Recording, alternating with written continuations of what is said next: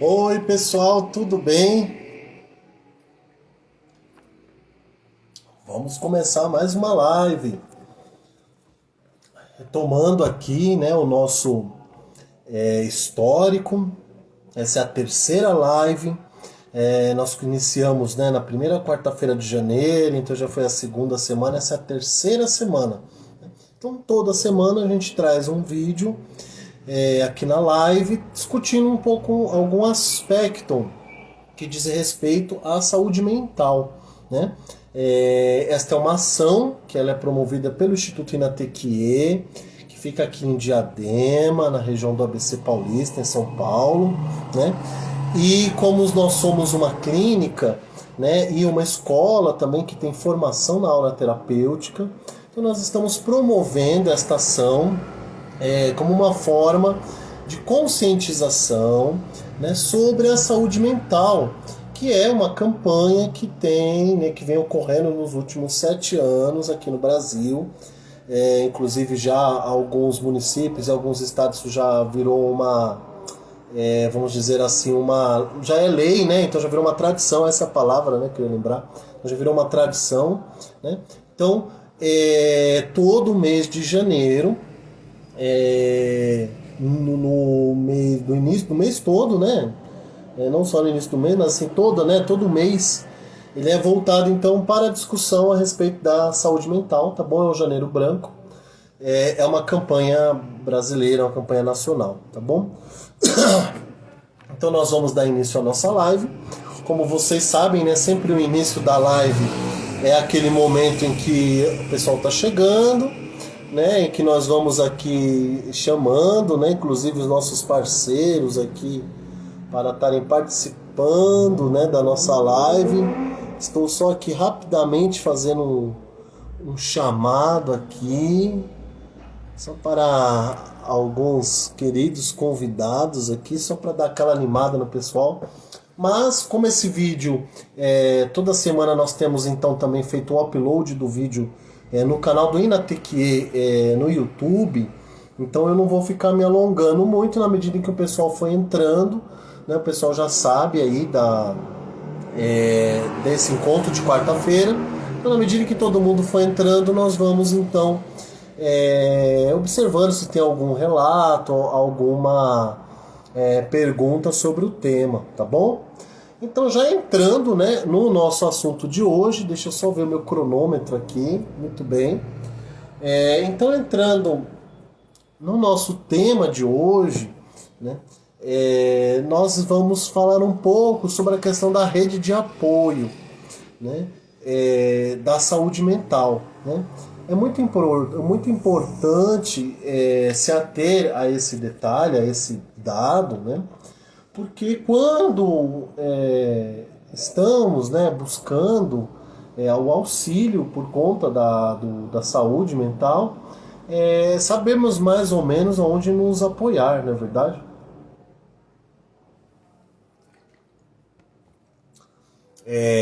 Existe no Brasil, né, Programa Nacional de Saúde Mental, né? Então nós encontramos no Ministério da Saúde, nos órgãos estaduais e municipais, programas voltados para a questão da saúde mental, né? Talvez não seja de conhecimento de todos, né? Mas até pouco tempo atrás, né? Até algumas décadas atrás, nós tínhamos uma relação com a saúde mental que ela era muito de exclusão, né? Então existia uma relação muito forte entre saúde mental e anormalidade, né, a doença mental e a anormalidade. Então é uma pessoa normal, né? E aí, né, se criou, né, já há séculos, né, na modernidade nós já tínhamos então os asilos de loucos, né, os sanatórios, né?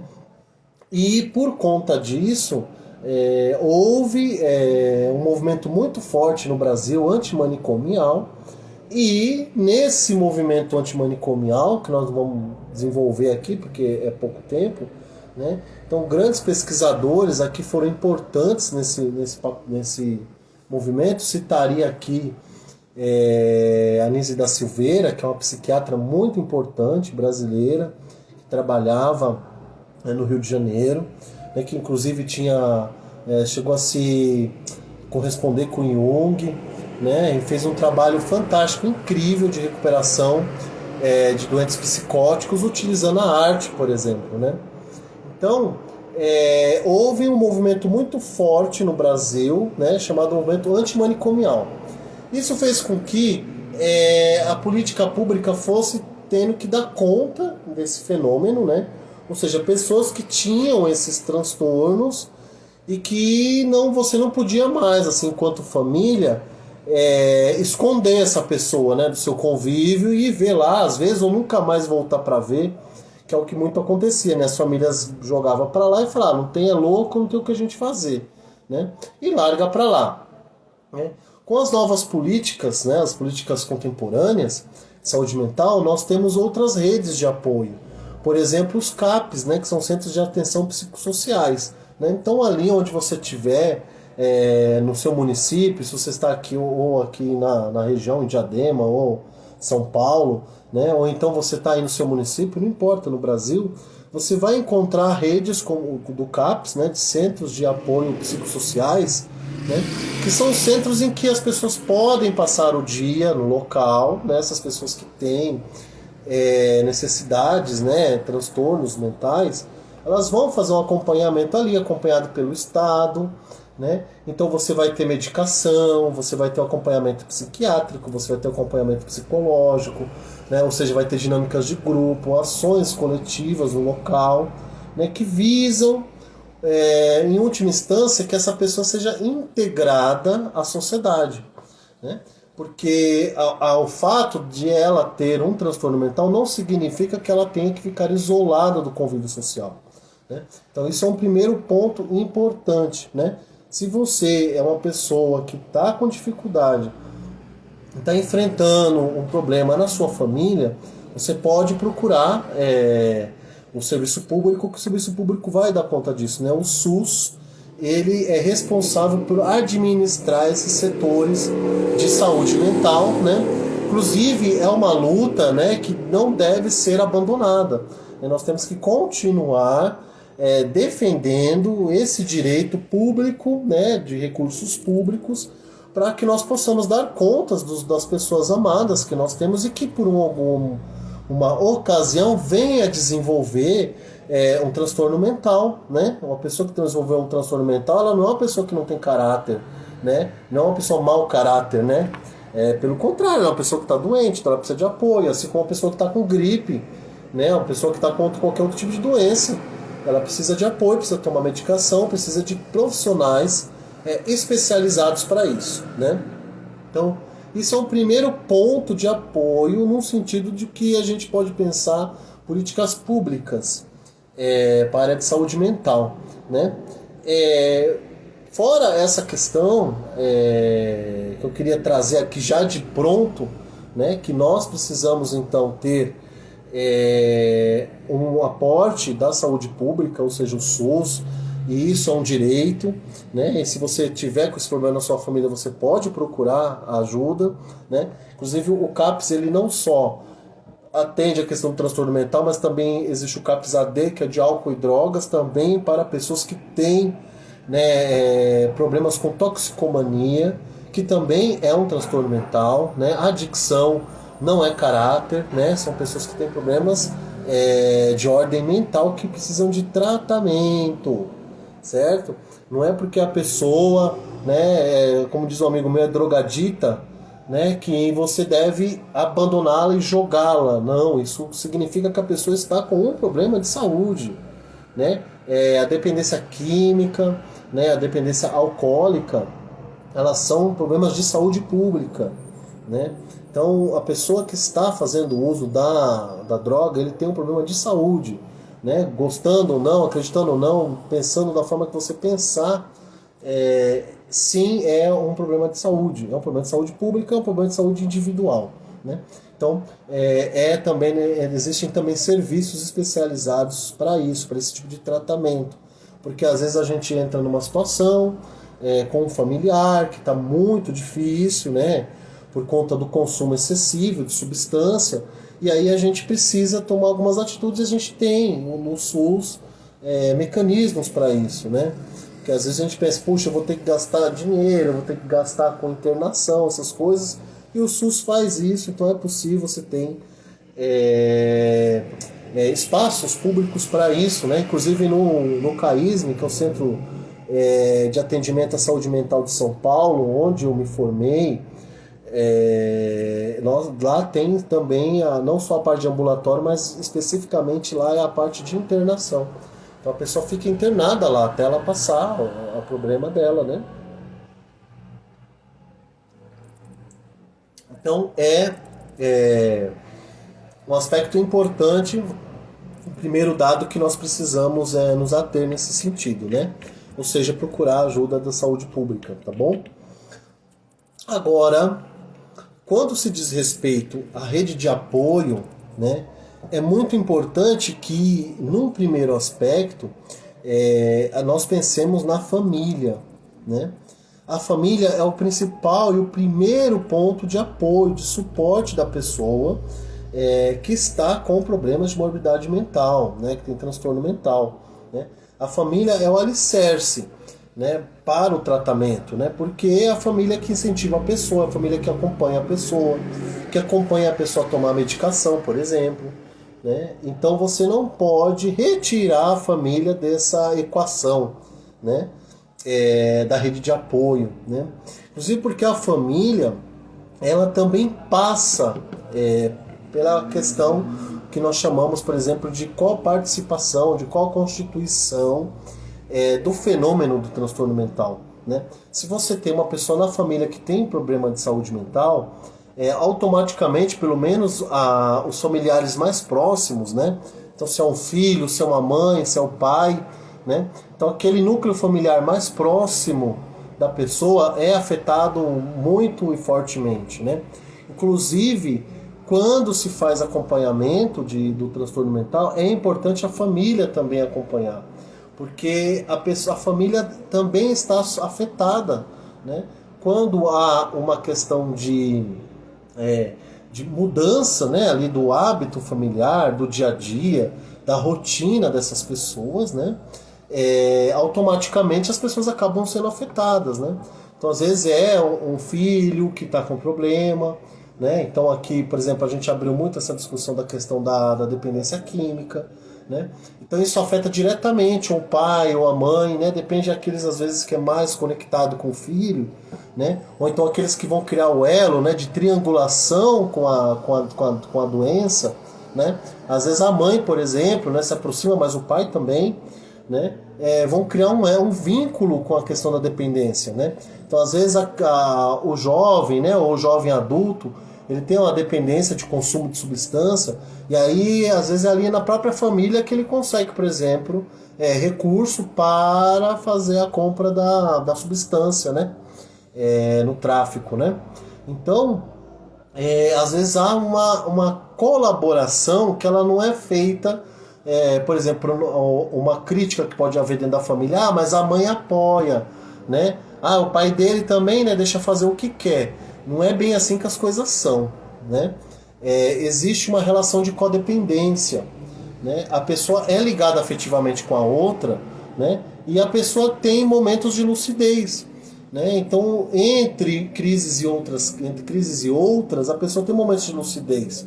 Nesses momentos de lucidez a pessoa conversa, a pessoa se arrepende, a pessoa fica chateada, né? Isso é muito importante de observar no tratamento, né? Inclusive para quem é terapeuta, que vai acompanhar o tratamento, essa pessoa ela precisa ficar atenta, porque inclusive nesses momentos de sanidade, chamaríamos assim, né? De eutonia, né? De euritmia, em que a pessoa encontra um eixo, né? Que ela fala, não, poxa, eu estava numa crise forte de mania, por exemplo, né? E no caso de um bipolar, né? Maníaco depressivo. Então, numa crise de mania, a pessoa fez coisas que não pensava, de repente pegou o carro, causou um acidente, pessoas se feriram, né? Ou então levou a graves consequências, né? A tragédias. E aí a pessoa, quando ela volta a si do que ocorreu, né, ela é acometida de um remorso muito grande, né, porque ela passou por uma experiência que ela não controlava, porque é endógena, né, ou seja, ela é tomada pela mania, né, então a relação de espacialidade para ela é totalmente diferente de uma pessoa que está sobre, vamos dizer assim, que compartilha, né, o senso de evidência comum, né, o senso comum, né, de evidência, de realidade, né? Então eu sei que se eu passar por essa janela eu vou cair, lá embaixo eu vou morrer, né? Eu vou me quebrar todo, né? E a pessoa às vezes com mania não, ela tem uma noção de espacialidade totalmente diferente. Ela acha que ela vai sair da janela, vai dar um passo e vai parar do outro lado da rua, né? Porque a mente dela distorce a realidade, né? E aí a pessoa pode, por exemplo, causar um acidente, só nela mesmo, claro, mas ela pode causar um acidente em outras pessoas da família. Ou então, às vezes, num delírio, né? Ou então sobre alucinação, se a gente for pegar casos de psicose mais avançados, né? Então a pessoa numa psicose, por exemplo, ela numa alucinação psicótica, ela pode achar que um familiar dela é uma pessoa que está perseguindo ela num delírio persecutório, né? E aí de repente ferir essa pessoa ou machucar essa pessoa, né?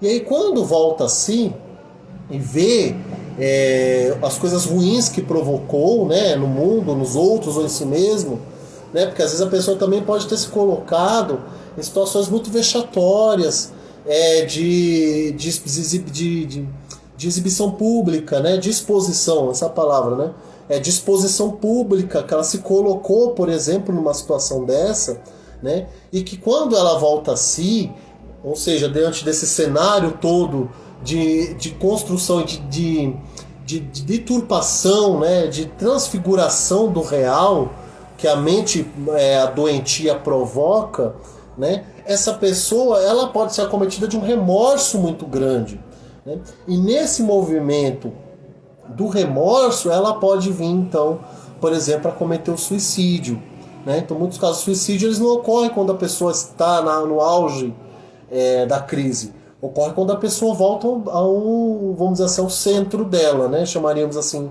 de centralismo, né? Do eu da pessoa, né?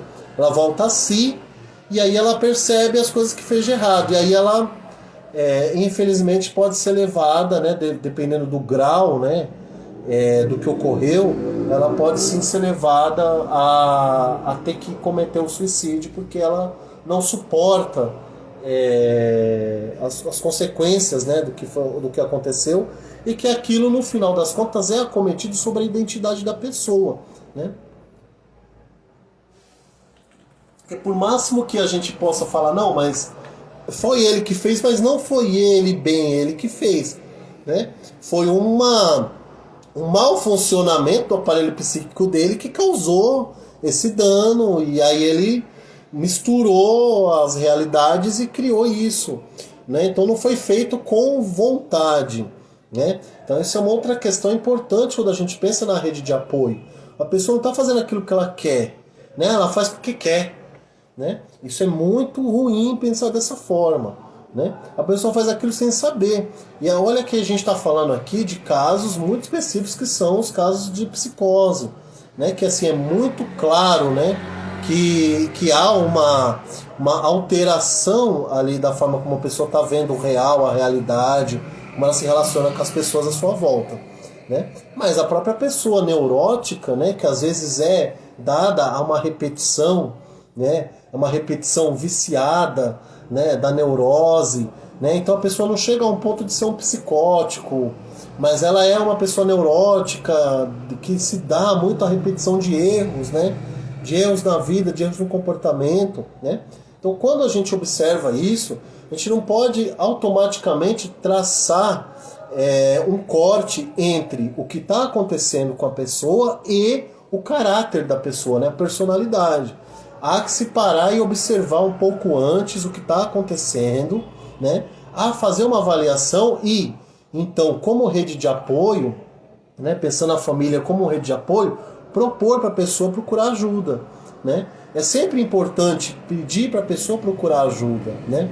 Então vamos supor que a pessoa está começando a entrar num processo de consumo continuado e constante de substância, né? Quando isso acontecer e a família começa a perceber que isso está acontecendo, né? Porque a família chega um ponto que a pessoa não consegue mais esconder, né? Ou então aquilo se torna tão natural para ela que aquilo está no consumo cotidiano dela, né? Você precisa chegar, a família precisa se aproximar da pessoa e precisa propor para a pessoa que ela procure apoio, procure ajuda especializada, né? Sempre ajuda especializada, certo, pessoal? Olha, é bom conversar com meu amigo, é muito bom, mas o seu amigo não é um profissional da área, não é um terapeuta, né? E isso pode gerar problemas, né? Porque se você for realmente procurar ajuda do amigo, achando que seu amigo vai ser aquela pessoa que vai te tratar, vai ficar bem porque você desabafou, né? E isso é uma outra questão, né? Desabafar não é terapia, né? Ficar desabafando, desabafei com meu amigo, eu tô melhor. Não, você desabafou, você vai ficar algumas horas ali refletindo sobre o assunto, daqui a pouco você volta de novo. Por favor, né, gente? Todo mundo sabe que é assim que acontece, né? Dá ali meia hora, né? De um dia para o outro, daqui a pouco volta de novo aquela piração, aquela repetição, né? Aquela compulsão pela repetição, ela retorna de novo, né? Então é necessário que se observe com muito cuidado quando uma pessoa começa a oferecer, né, problemas. A gente começa a observar sintomas de que a pessoa não está mais compartilhando conosco o mesmo ambiente de evidência da realidade. Essa pessoa está vendo coisas assim, mais ou menos estranhas, né? Se a pessoa está se relacionando de forma esquisita, se a pessoa está muito extravagante para os padrões da pessoa, né?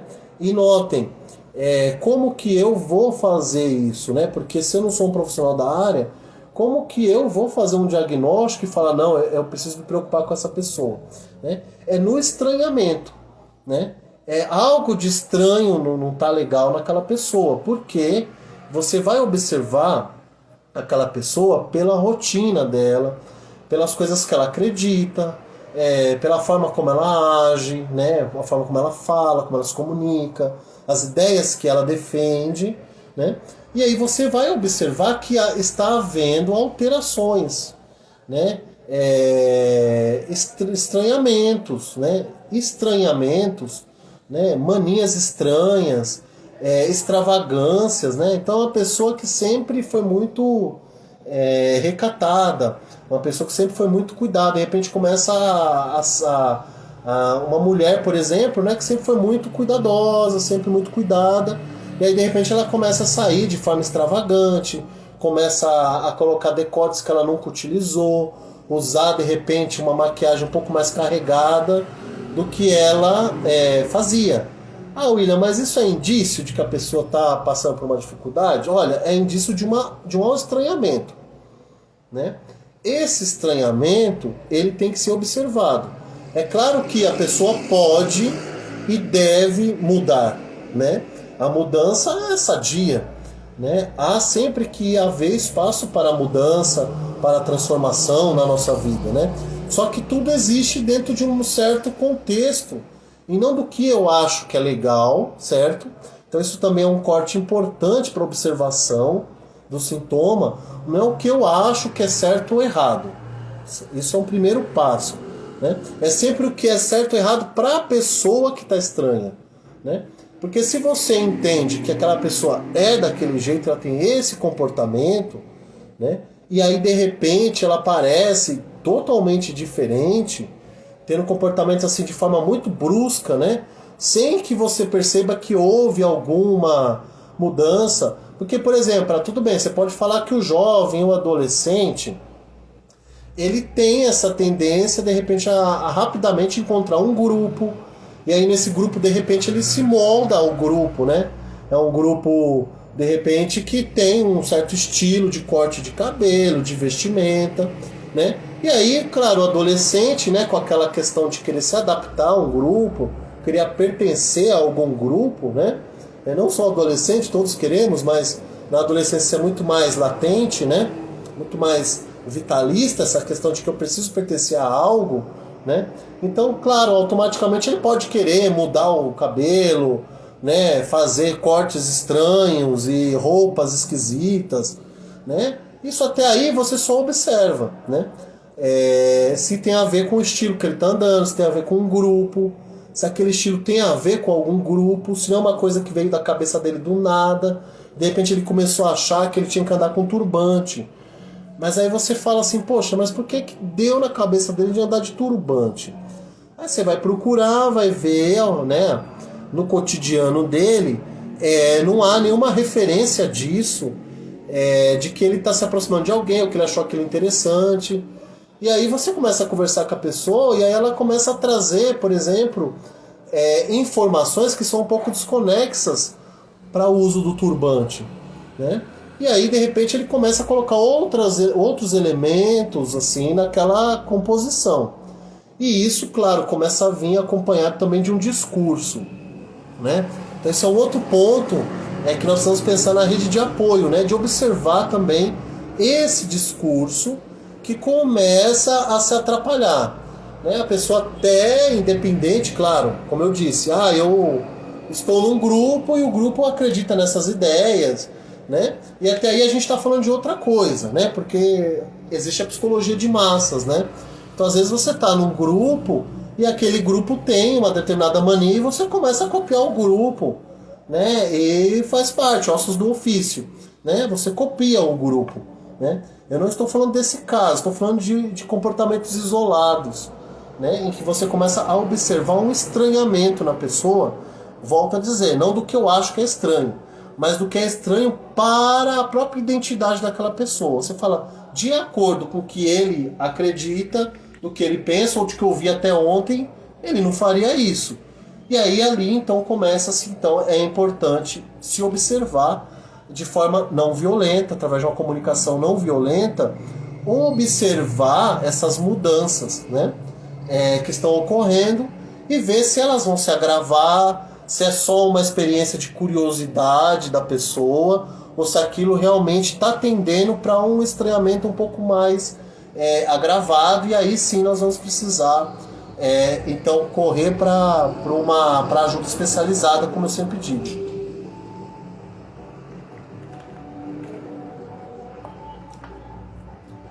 Feito isso, né, entendido que é importante que a família esteja nessa rede de apoio e que ela seja um braço importante da terapia, né? É também importante, como eu disse, que a própria família procure o apoio e a terapia, né? Porque na medida em que há uma transformação ocorrendo dentro do seio familiar, é importante também que a família acompanhe, né, esse atendimento, essa terapia, né, acompanhe o desenvolvimento da pessoa, porque esse movimento de retorno da pessoa precisa também ser elaborado, né? E as pessoas que estão ao redor, elas precisam entender e participar desse movimento e dessa relação, né, dessa intersubjetividade que ocorre no tratamento terapêutico, né? Então, traçamos aqui mais ou menos um desenho do ambiente da pessoa, né, do ambiente familiar e da rede de apoio, né, que a gente pode procurar diretamente no SUS, né? Fora isso, fora esse detalhe, né, pensando aqui de uma forma mais geral e popular, né, mas partindo para o segundo aspecto desse conceito de apoio, né, é o que eu sempre digo: procure ajuda de si mesmo, né? Você é a pessoa mais importante para você, né?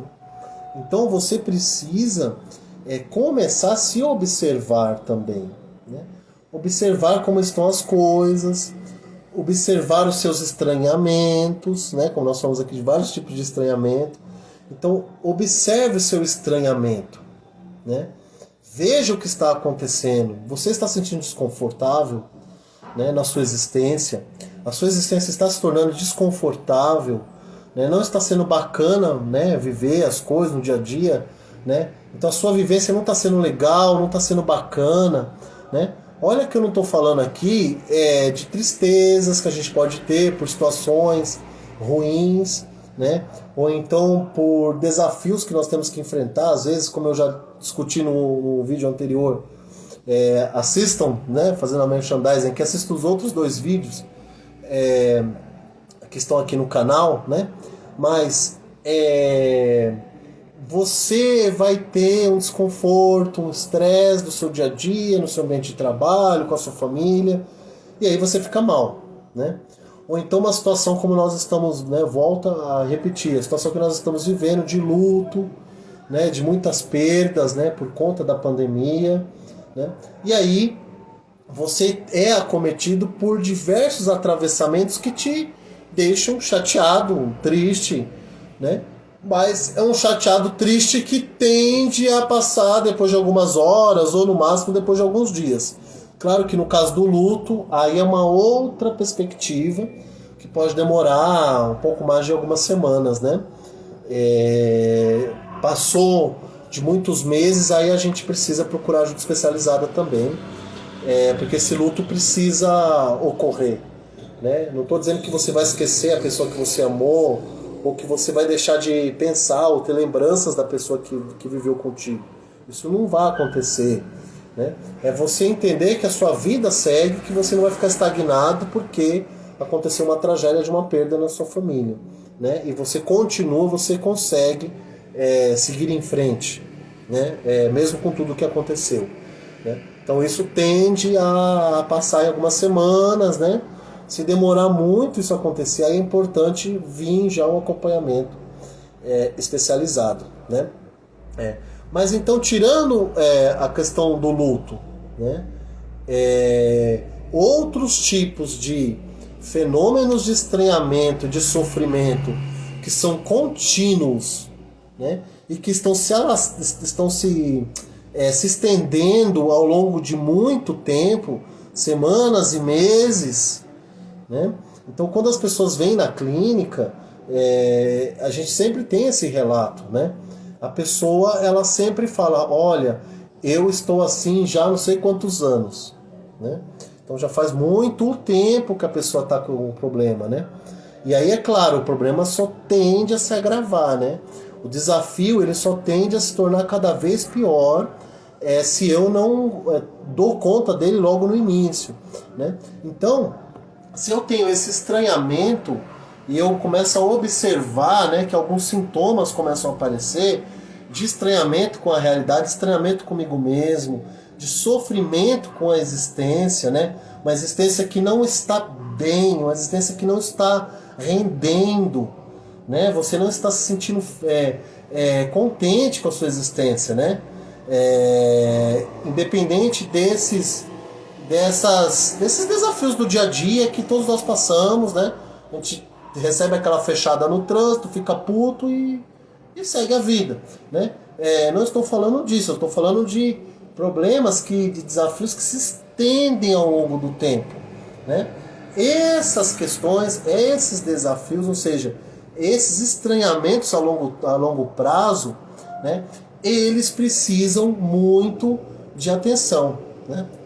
Então você mesmo precisa começar a procurar apoio logo no início, né? Se você percebeu-se, eu não estou me sentindo bem, a minha mente não está muito boa, eu não venho raciocinando bem, a minha memória não é muito boa, eu venho sentindo sintomas muito estranhos, palpitações, um vazio muito estranho, uma tristeza, né? Um medo sem sentido, né? Eu sou tomado por pensamentos que não saem da minha mente, de coisas que eu sei que não vai acontecer, mas eu não consigo parar de pensar naquilo. né? Porque a minha mente é tomada por um pensamento invasor, né? Esses comportamentos, esses pensamentos, eles são invasores. Isso é um detalhe importante que você precisa observar quando se respeita à saúde mental, né? São comportamentos e pensamentos invasores, né? Você não quer pensar sobre aquilo, você não quer se comportar dessa forma, mas você não consegue deixar de fazer, ou seja, tende à compulsão pela repetição daquele pensamento, daquela ação, né? Então, se você se observou dessa forma, procure o grupo de apoio, né? Converse com familiares, fala, olha, eu não estou me sentindo bem, eu não estou me sentindo legal, eu estou sentindo que tem um negócio na minha cabeça que não está legal, eu estou sentindo uma tristeza muito forte, mas que não passa.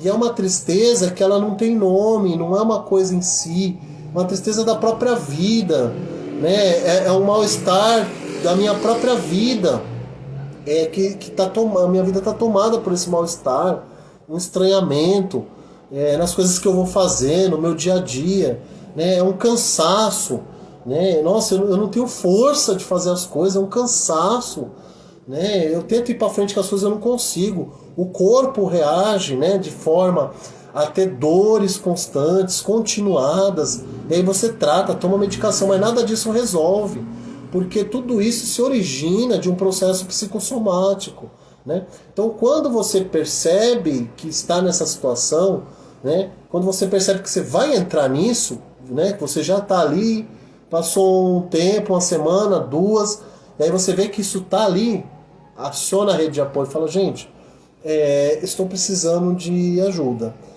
Não estou me sentindo bem, estou com umas coisas meio estranhas na cabeça, estou tendo uns comportamentos assim, assim, assim, né?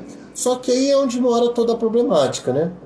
Porque, por exemplo, se o seu comportamento é uma dependência de substância, você já não vai querer trazer isso muito para discutir com a família.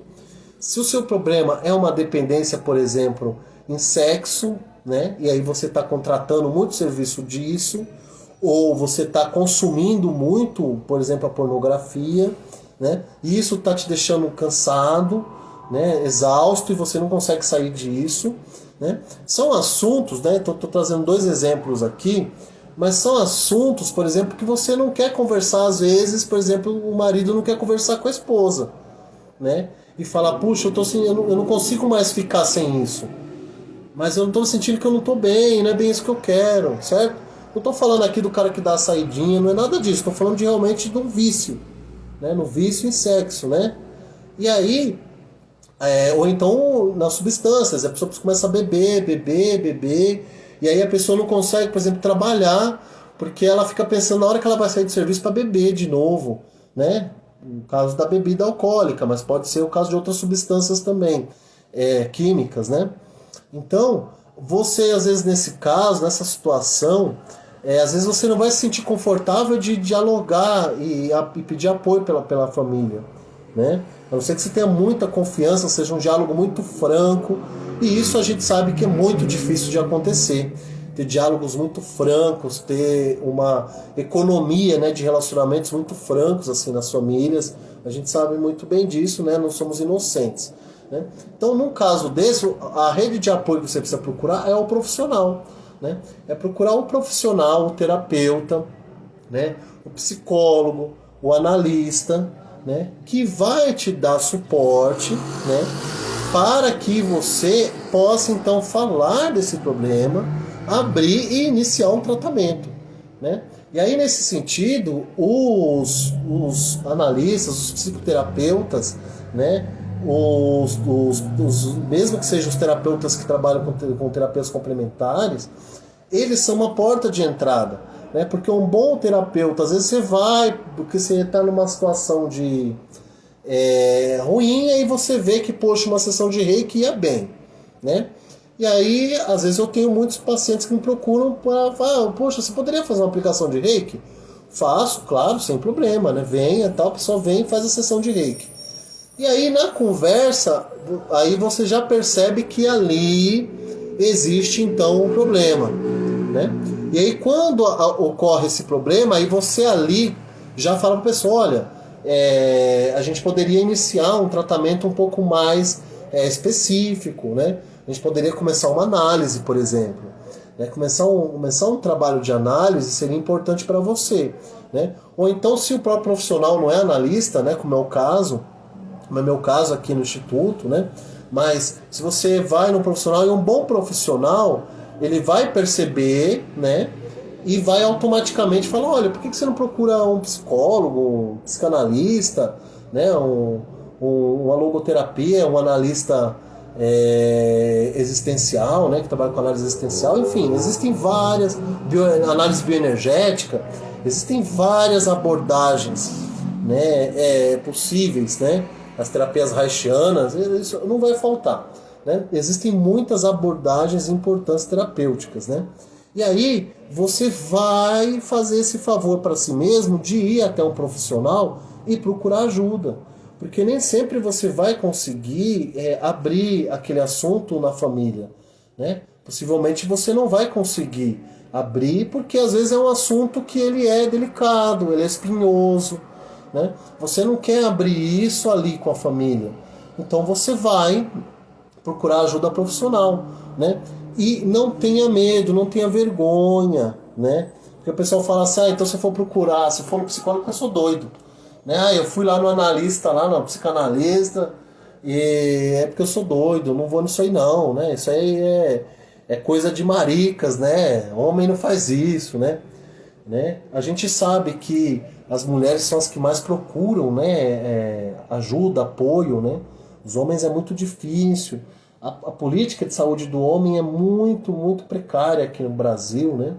Mas não só, claro, no mundo também, mas estou falando da onde eu posso falar, que é daqui do Brasil que eu conheço. Né?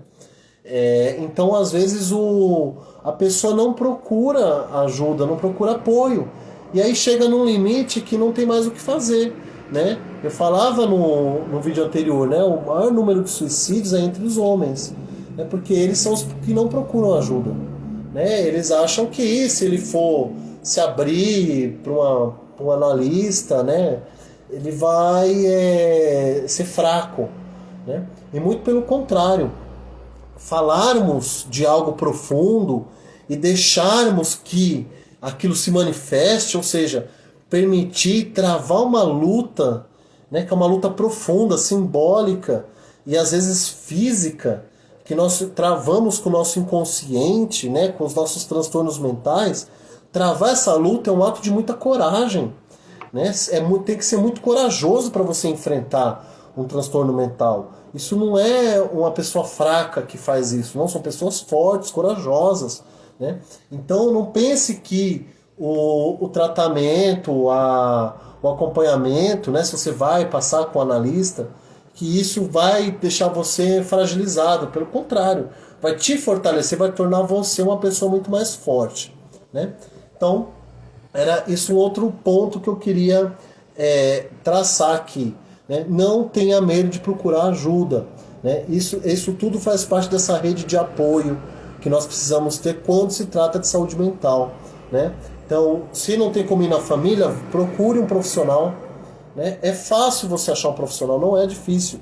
Mas nós temos, então, um espaço público como um espaço importante de apoio, né, de saúde pública, do SUS.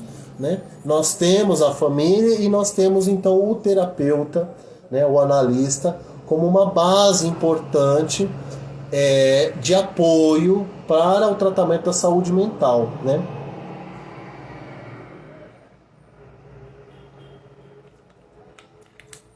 Por último, né, mas não menos importante, né, eu queria só, esses últimos minutos aqui do vídeo, né, que a gente já está meio que já indo para o final dessa prosa, né, falar da questão do próprio tratamento. Né, trazer aqui um elemento importante do próprio tratamento. Né. Tratamento, em vários níveis, né, de tratamento, eles são sempre tratamentos que levam um tempo. Né? Eu sempre falo isso com meus clientes. Né? a pessoa está doente há 5 anos, né? Não vai ser numa sessão que você vai sair daqui bem, né? Por isso é importante e fundamental que a pessoa que procura procura a ajuda, né, nessa rede de apoio, seja uma pessoa que tenha comprometimento com a mudança, né? Se você está acometido de um problema, procure ajuda especializada e se comprometa com o tratamento, né? Tem que se comprometer com o tratamento. Se você receber um tipo de orientação, siga a orientação, né? Porque se você for ficar procurando um monte de orientação, é claro que você vai ter orientações diferentes, porque são várias abordagens, né? Inclusive, mesmo que você procure um psicanalista, por exemplo, um psicanalista, ele vai ter vários psicanalistas, cada um vai ter uma abordagem diferente, porque são várias escolas, né? Então um vai abordar de um jeito, outro vai abordar de outro vai abordar a partir de outro aspecto, né? Porque são escolas, são várias escolas, né? Então, o que é importante?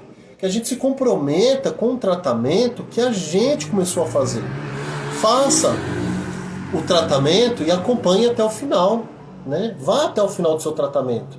Se você observou que acompanhou até aquele tratamento até o final e você não sentiu bons resultados, né? E você se empenhou, né? Você se tem que tomar medicação, você tomou. Se tem que ir na terapia, você foi, né? Você tem que fazer atividade física, você fez, né? Se tudo que foi pedido para você fazer, você fez de forma exemplar, e aí você fala, continuo com o problema. Aí sim você pode falar, tudo bem então agora eu vou mudar a abordagem e vou procurar um outro profissional, porque pelo jeito essa abordagem não surtiu efeito no tratamento para o meu problema. Então eu preciso procurar ajuda de um outro tipo de abordagem, então, para lidar com esse problema, né? E isso é normal, né? Inclusive, o próprio terapeuta pode te indicar uma outra direção, né? Você vai falar com ele, chegar para o terapeuta e falar assim, falar, olha, faz um tempo que eu estou vindo aqui e eu não estou sentindo resultado. E às vezes isso pode abrir todo um processo que você estava precisando no tratamento. Porque às vezes a pessoa vai, fica fazendo as coisas, mas não discute também. Não enfrenta, né, a situação no tratamento, né? De chegar às vezes com o terapeuta e falar, olha, a forma como a gente está levando isso aqui não está dando resultado, eu não estou bem, eu não estou sentindo legal, eu não estou gostando disso aqui, né? O que vamos fazer? A gente continua, vai mudar, eu vou para outro, né? Isso também é importante, dar esse movimento, né? Esse chacoalho no tratamento, né? Porque o tratamento ele não é uma coisa que resolve da noite para o dia, né? Mesmo, por exemplo, se você está com uma situação em que você vai entrar na medicação, a medicação leva pelo menos 20 dias para começar a fazer efeito, né? Então você perceba que é um período longo de duração, né? Que às vezes você está, por exemplo, fazendo um acompanhamento para uma depressão não recorrente, né? Um F33, por exemplo, né? Uma depressão leve, uma coisa que você está sentindo mal-estar, e aí você inicia um tratamento, por exemplo, com fluoxetina, né? Estou dando um exemplo aqui, né? E aí você vai começar a tomar medicação, você não pode achar que em 2, 3 dias aquilo melhore. Não, espera. A medicação leva um tempo para fazer efeito, né?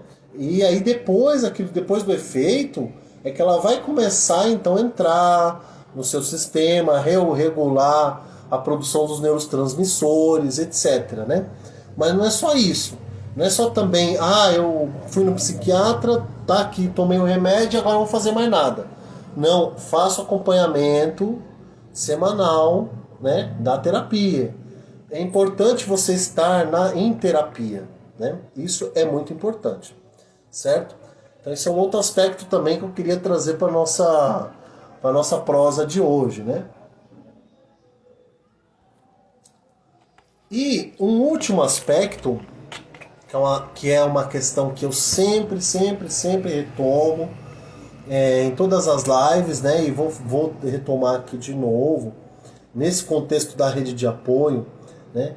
É que é importante fazer terapia quando a gente está saudável também, né? Porque a terapia ela não serve só para tratar quando eu adoeci e já está numa situação grave, né? E aí eu fui obrigado a procurar uma rede de apoio para tratamento, né? Não, faça isso antes, né? Faça isso no seu cotidiano, né?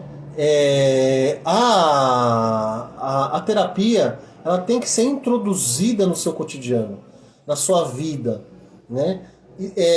Ter uma vida em que você se relaciona de forma terapêutica é fundamental, né? Então introduza a terapia na sua vida, né? As várias terapias que você tem a condição de introduzir no seu cotidiano, né? Mas introduza na sua vida a terapia como algo continuado, como algo constante, semanal. Então, uma vez por semana, vai no seu terapeuta, né?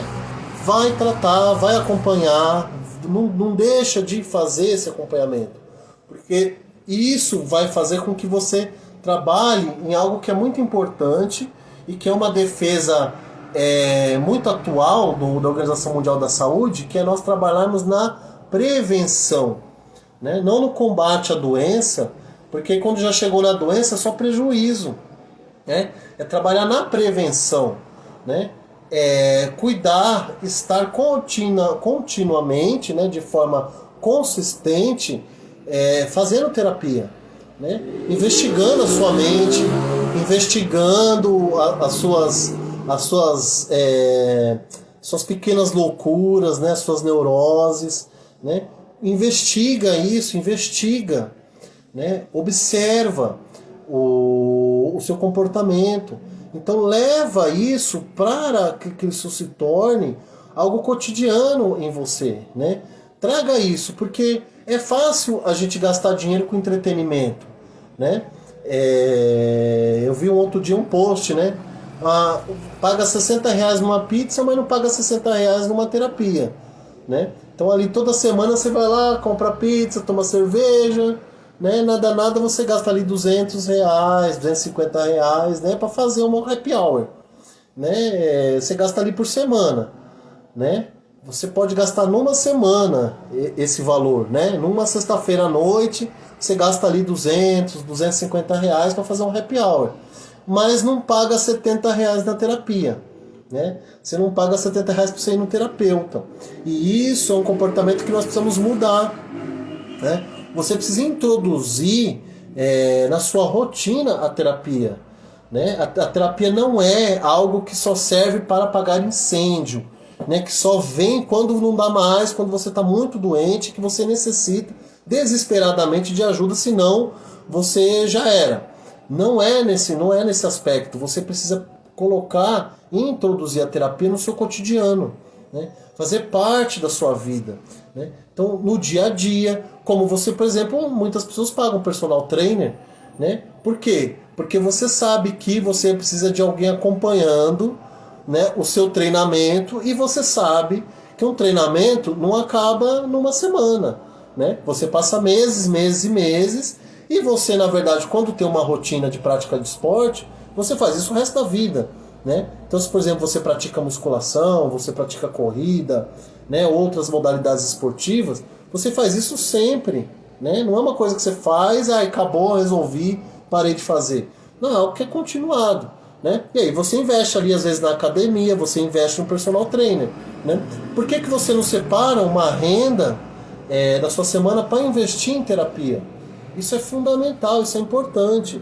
William, você está falando isso porque você tem a clínica e você quer que as pessoas vão aí na sua clínica. Foi claro que eu quero que as pessoas venham, mas a importância é que venha para tratar, né? Que venha com o comprometimento que eu falava agora há pouco. Porque também não adianta você falar, tudo bem, eu vou me dedicar, vou separar, né? Entendi, William, ok. Eu vou, assim como eu vou na academia 3 vezes por semana, uma vez por semana eu vou na terapia. Ótimo, já valeu o meu vídeo aqui, já para todo mundo que assistiu. Mas você não se compromete, que é a mesma coisa que às vezes você faz na academia, né? Você vai lá, aí levanta um negocinho, aí fica no celular, aí coloca uma foto ali no celular, aí bate papo, aí passa 2, 3 minutos, lembra que tem que fazer outra repetição, vai lá, faz outra repetição, aí senta, e aí reclama que não evolui, né? É a mesma coisa que vai acontecer na terapia. Se você não se compromete com a terapia, não vai evoluir o tratamento, né? O tratamento só evolui se você se compromete, né?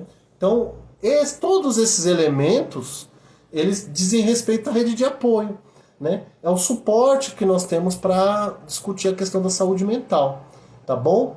Bom, eram isso um pouco o recado que eu queria deixar para vocês hoje.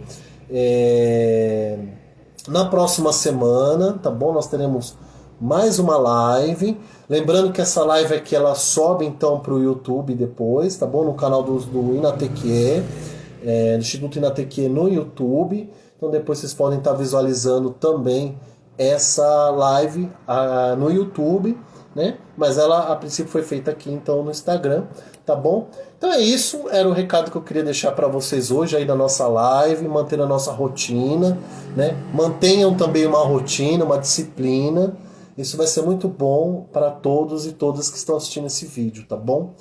Então é isso daí, agradeço muito quem entrou, quem participou da live, tá bom? Deixem comentários, deixem perguntas, tá?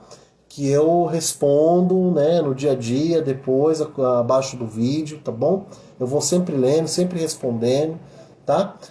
Ou mande direct também, tá bom? É isso, valeu, agradeço muito, muito mesmo todos e todas que estiveram aqui até agora. Então, valeu, abração, até mais, até a próxima semana.